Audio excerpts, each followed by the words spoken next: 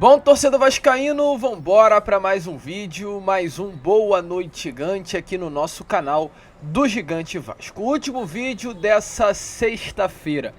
Uma sexta complexa, uma sexta complicada para o torcedor vascaíno, porque ontem, infelizmente, dentro de São Januário, o Vasco da Gama foi derrotado para a equipe do Internacional pelo placar de 1-0. A sétima derrota do Vasco da Gama nos últimos 13 jogos.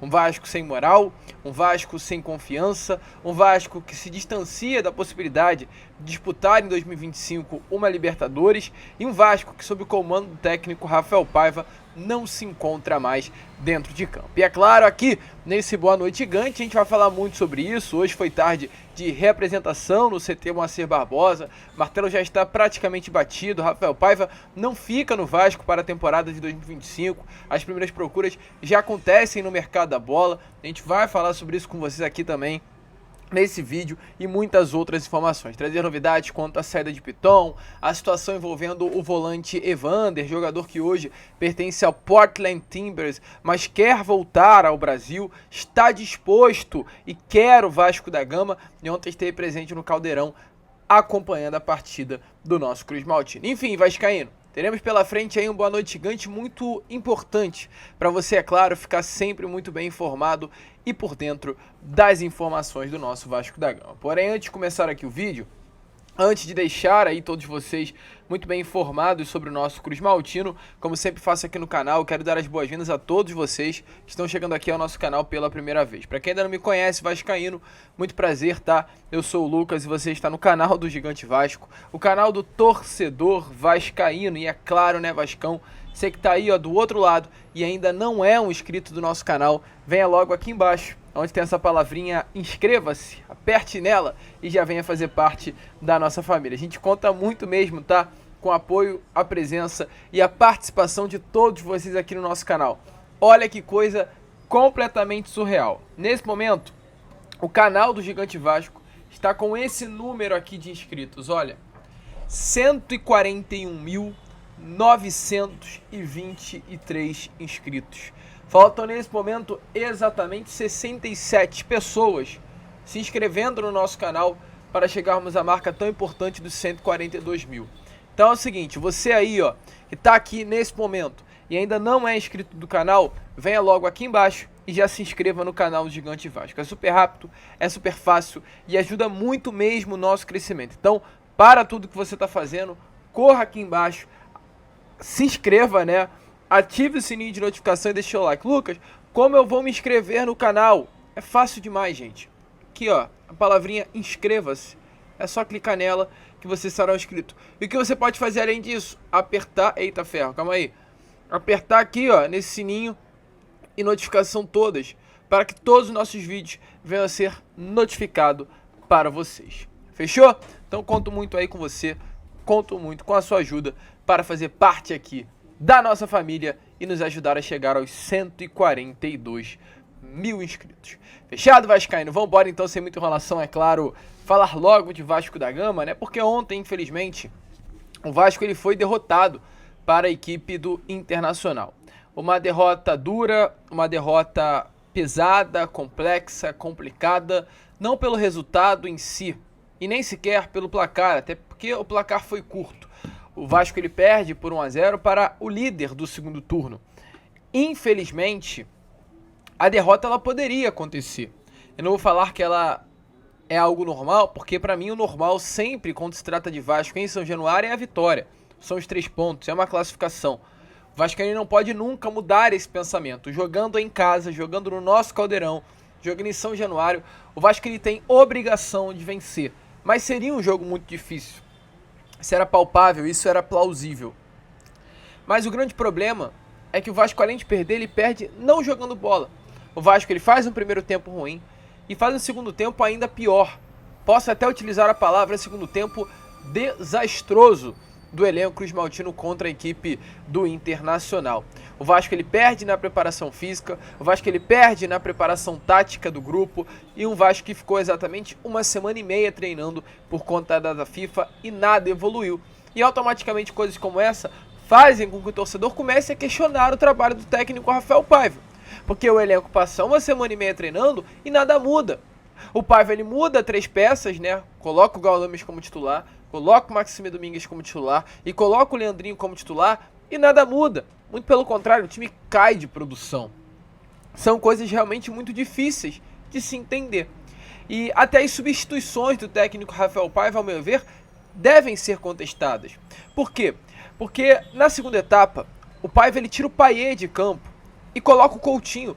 Até aí ok, o Coutinho ele realmente tem que entrar. Tinha que entrar e entrou muito bem. A grande questão é como e por quê. O Vasco perdendo, ele tira um jogador de criação que é o Payet e perde criação. E acima de tudo, se a gente olhar os números, o Payet era o grande nome do Vasco da Gama durante o momento que ele estava em campo. O Payet ele fecha a partida com 3 passes decisivos, sendo o primeiro do time, com 3 dribles certos em 3 tentativas, sendo o primeiro do time, com 87% dos duelos que disputou ganhos, de 4 passes longos que tentou, acertando 3, e o jogador que mais sofreu faltas. O Payet ele foi o melhor jogador do Vasco na noite de ontem, mas mesmo assim foi substituído no momento que nitidamente daria para ele continuar. Então, ou seja, as escolhas do Paiva são erradas, as alterações do Paiva são erradas, a postura do Paiva hoje é errada, porque ontem na entrevista coletiva ele falou o que falou, dizendo que a torcida do Vasco era a que mais vaia no futebol brasileiro. Então assim, o Paiva ele começa a se enforcar. Essa é de fato a grande realidade. Mas mesmo diante disso, hoje, como está aparecendo aí na imagem a vocês, foi mais um dia de treino no CT Moacir Barbosa, né? Inclusive, o primeiro dia de treino antes da partida contra a equipe do Corinthians. Foi dia de reapresentação. O Vasco ele de fato entrou em campo ontem, mas hoje parte do elenco já foi ao gramado para se preparar para esse jogo contra o Corinthians. O Vasco terá pela frente uma sequência de 4 partidas, enfrentará o Corinthians agora nesse próximo domingo, logo após terá pela frente o Atlético Mineiro e fecha, né, o Brasileirão enfrentando o Atlético Goianiense e Cuiabá em Mato Grosso. Os jogadores se representaram, fizeram um treino regenerativo, a única atividade aí realmente, assim, pesada para valer vai acontecer de fato amanhã, no sábado, pela parte da manhã. Logo após a atividade, todo o elenco viajará em direção a São Paulo, olhando para essa grande partida. Porém, já com relação ao treino, a gente pode ver uma grande mudança e poderá haver ainda mais nesse treino de amanhã, que é muito provavelmente a entrada do volante Hugo Moura recuperando a vaga titular. Isso se dá porque Matheus Carvalho, o Matheus Cocão, levou o 3º cartão amarelo contra a equipe do Internacional e é desfalque confirmado. Está suspenso para enfrentar o Corinthians nesse próximo domingo. Então a possibilidade e a tendência é que o Hugo Moura volte à equipe. O Hugo Moura, que é importante lembrar, vinha sendo titular absoluto do time de Rafael Paiva, mas começou no banco de reservas nessa última quinta-feira, no caso ontem, para dar lugar ao craque chileno, o Master Blaster jogador do Chile, que passa técnico, vem técnico, encanta não sei como, Pablito Galdames. Então essa é a situação, provável escalação do Vasco para enfrentar aí o Corinthians nesse próximo domingo, é Léo Jardim no gol, Paulo Henrique Piton nas laterais, João Vitor Eliel na zaga, Hugo Moura, Galdames e Payet no meio, e no ataque Leandrinho ou Emerson Rodrigues, Maxime Domingues ou Puma Rodrigues e Pablo Verratti. Essa é a escalação do Vasco para enfrentar a equipe do Corinthians. Ainda com Paiva na beirada de campo. Ainda. Mas volta a repetir o que eu falei no Fala Gigante hoje. Rafael Paiva não ficará no Vasco da Gama. Tivemos aí um estopim que foi a entrevista coletiva de ontem, onde o próprio Paiva ele vai até a entrevista coletiva, ele vai até a sala de imprensa e critica o maior patrimônio do Clube de Regatas Vasco da Gama, que é o seu próprio torcedor. O Paiva ele pode fazer o que quiser, menos criticar a torcida do Vasco. Eu acho que criticar a torcida do Vasco da Gama é uma das maiores loucuras que ele poderia ter feito e fez. Isso é completamente surreal. Mas pelo menos entendeu, porque agora há poucos minutos atrás, o Paiva, através de suas redes sociais, ele veio se manifestar sobre as aspas utilizadas por ele na sala de imprensa de São Januário após a derrota para o Inter. Paiva ele disse assim, olha, abre aspas, a responsabilidade de representar o Vasco da Gama é enorme.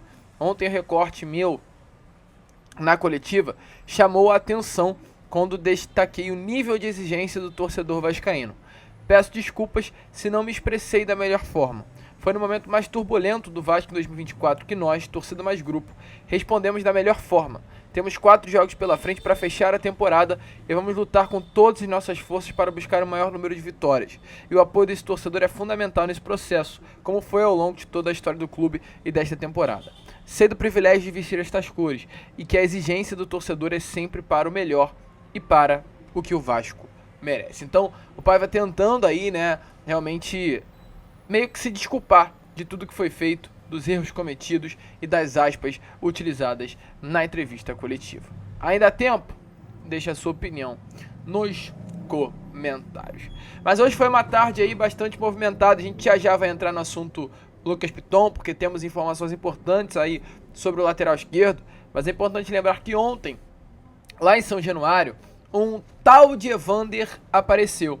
Evander cria, né, das categorias de base do nosso Cruz Maltino, jogador que hoje veste a camisa do Portland Timbers, clube do futebol norte-americano, é um dos grandes destaques, ou o grande destaque, né, do Portland Timbers, é o camisa 10 do clube da MLS, apareceu aí nessa temporada, né, na seleção da MLS, lá tem um grande jogo que é o chamado Jogo das Estrelas, onde são montadas 2 seleções, como se algum tempo atrás acontecia aqui no futebol brasileiro, aquele jogo entre Rio e São Paulo, né, os craques do Rio de Janeiro contra os craques de São Paulo.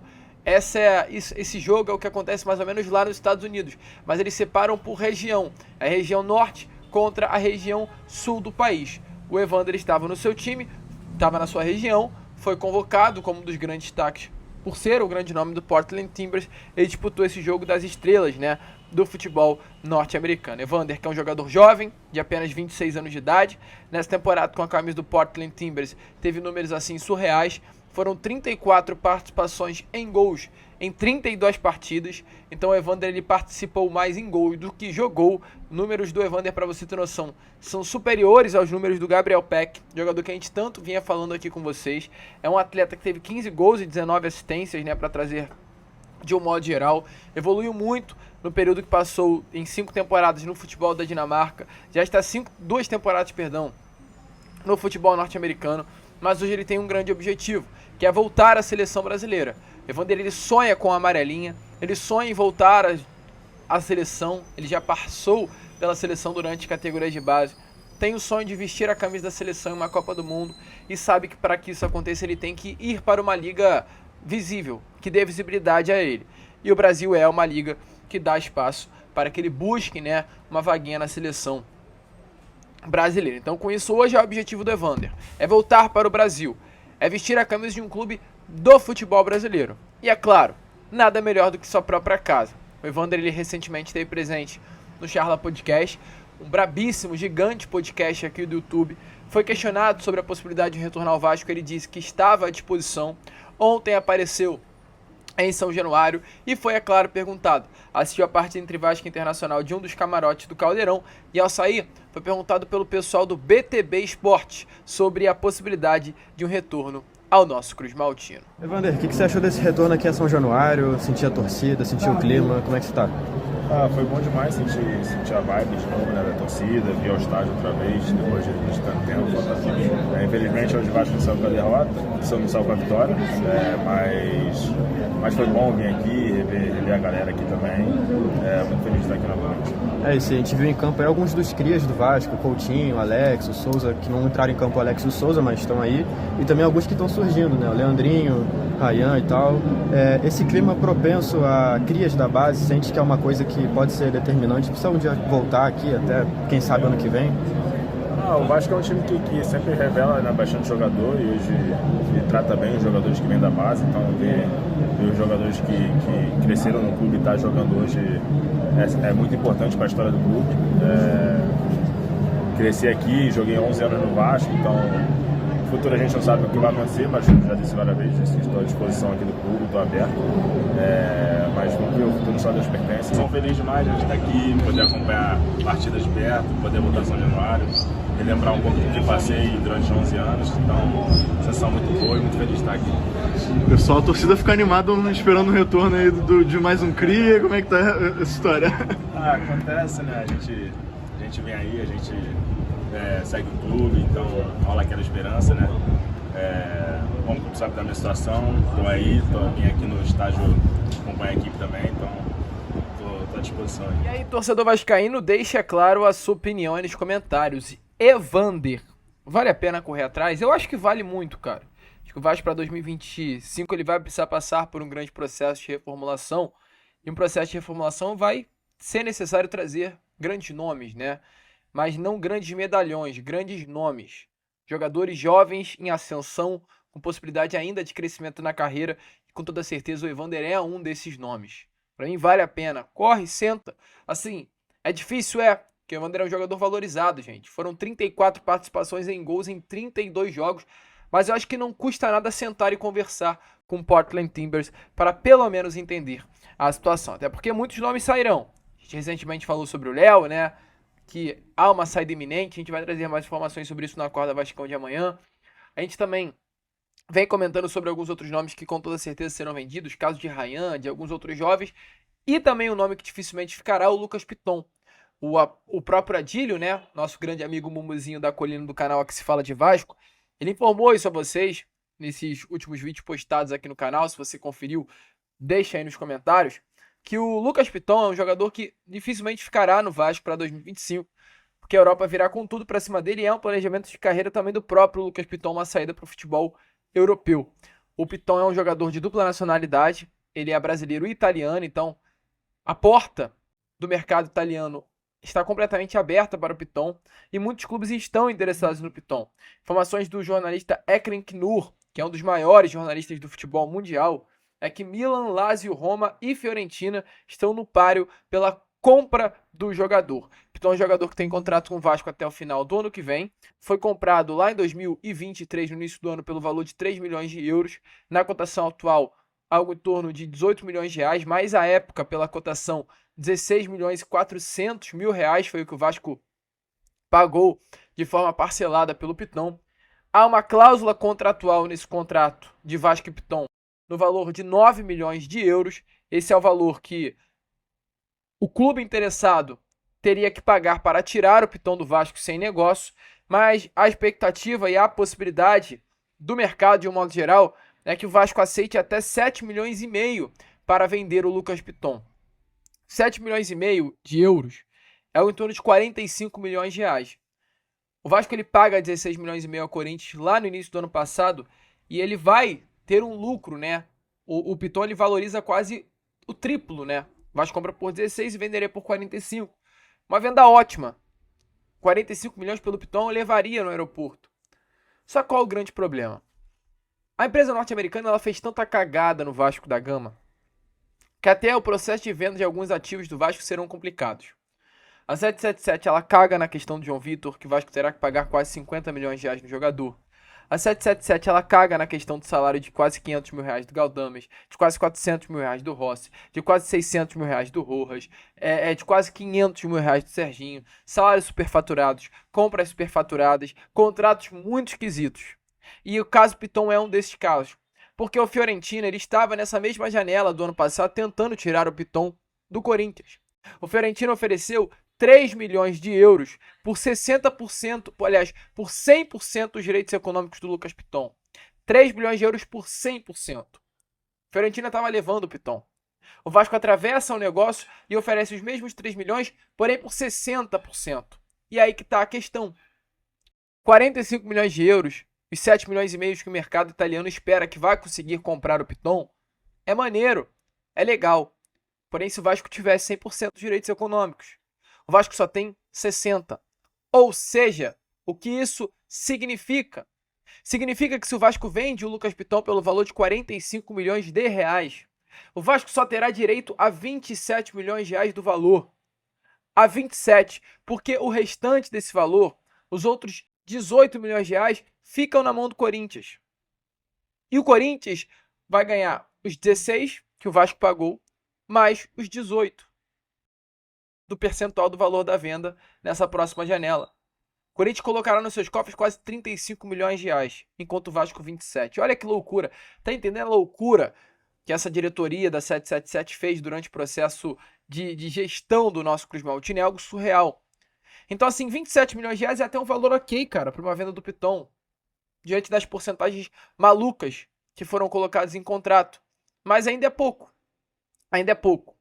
Por tudo que ele jogou no início da temporada, por tudo que a gente viu o Piton desempenhar em determinado momento de 2024 e pelo potencial por ser jovem que tem. E pelo mercado que está disputando a compra do Lucas Piton. Então, assim, a cláusula é 9 milhões.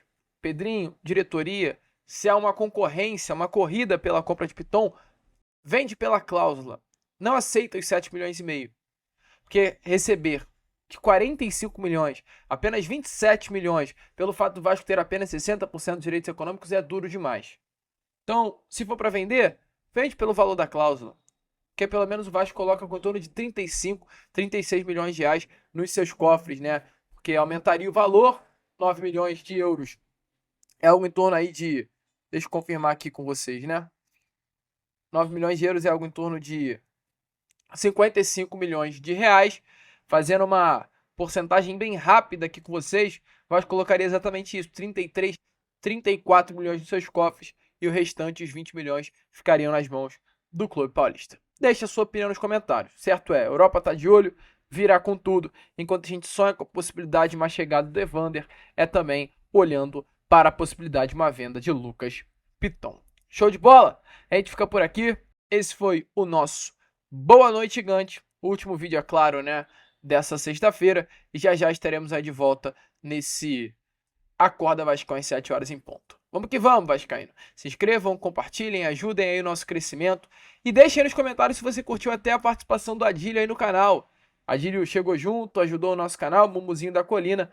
Coloca aí se você curtiu os comentários dele. Fechou? Vamos que vamos. Se inscrevam, compartilhem. E como sempre falamos aqui, saudações vascaínas.